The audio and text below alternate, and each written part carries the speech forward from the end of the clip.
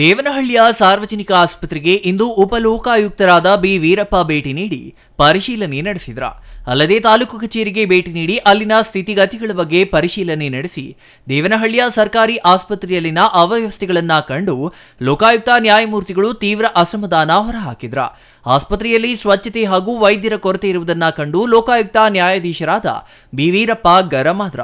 ದೇವನಹಳ್ಳಿ ಸಾರ್ವಜನಿಕ ಆಸ್ಪತ್ರೆಯಲ್ಲಿ 12 ಮಂದಿ ವೈದ್ಯರು ಕರ್ತವ್ಯ ನಿರ್ವಹಿಸಬೇಕಿದ್ದು ಪ್ರಸ್ತುತ ಕೇವಲ ಒಬ್ಬ ವೈದ್ಯರಿದ್ದಾರೆ ಎಂದು ಅವರು ಅಸಮಾಧಾನ ವ್ಯಕ್ತಪಡಿಸಿದ್ರ.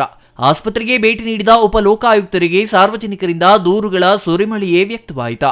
ಆಸ್ಪತ್ರೆಯಲ್ಲಿಯೇ ಸಿಗುವ ಕೆಲ ಔಷಧಿಗಳನ್ನು ಹೊರಗಡೆಯಿಂದ ತರಲು ಹೇಳುತ್ತಾರೆ ಎಂದು ಜನರು ದೂರು ನೀಡಿದ್ದಾರೆ. ಇನ್ನು ದಂತವೈದ್ಯ ಆಸ್ಪತ್ರೆಯಲ್ಲಿ ಇರೋದೇ ಇಲ್ಲ. ಅವರು ವೈಯಕ್ತಿಕವಾಗಿ ಕ್ಲಿನಿಕ್ ನಡೆಸುತ್ತಿದ್ದು ಸಾರ್ವಜನಿಕ ಆಸ್ಪತ್ರೆಗೆ ಬಾರದೆ ಸ್ವಂತ ಕ್ಲಿನಿಕ್ನಲ್ಲಿಯೇ ಇರ್ತಾರೆ ಎಂದು ಸಾರ್ವಜನಿಕರು ಆರೋಪಿಸಿದರು. ಯಾವುದೇ ಆರೋಗ್ಯ ಸಮಸ್ಯೆಯಿಂದ ಸರ್ಕಾರಿ ಆಸ್ಪತ್ರೆಗೆ ಬಂದರೆ ಇಲ್ಲಿನ ವೈದ್ಯರು ಮತ್ತು ಆರೋಗ್ಯ ಸಿಬ್ಬಂದಿ ಚಿಕಿತ್ಸೆ ನೀಡಲು ಹಣ ಕೇಳುತ್ತಾರೆ ಎಂದು ಸಾರ್ವಜನಿಕರು ದೂರು ನೀಡಿದರು.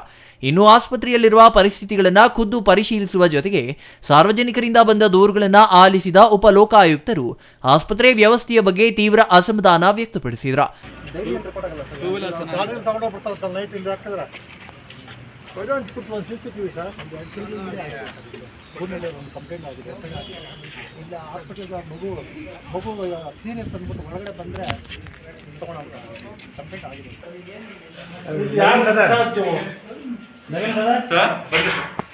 ಫಸ್ಟ್ ನಮ್ಮ ಇವರು ಡ್ರೆಸ್ಸಿಂಗ್ ಮಾಡಿಸಿ ಯಾಕೆ ಮಾಡಿಲ್ಲ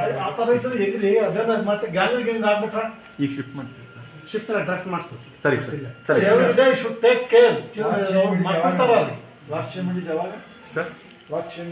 ಅಲ್ಲದೆ ಆಸ್ಪತ್ರೆ ಪರಿಶೀಲನೆ ನಂತರ ತಾಲೂಕು ಕಚೇರಿಗೆ ಭೇಟಿ ನೀಡಿ ಅಲ್ಲಿನ ಅವ್ಯವಸ್ಥೆಗಳ ಬಗ್ಗೆಯೂ ತೀವ್ರ ಅಸಮಾಧಾನ ವ್ಯಕ್ತಪಡಿಸಿದ್ರ.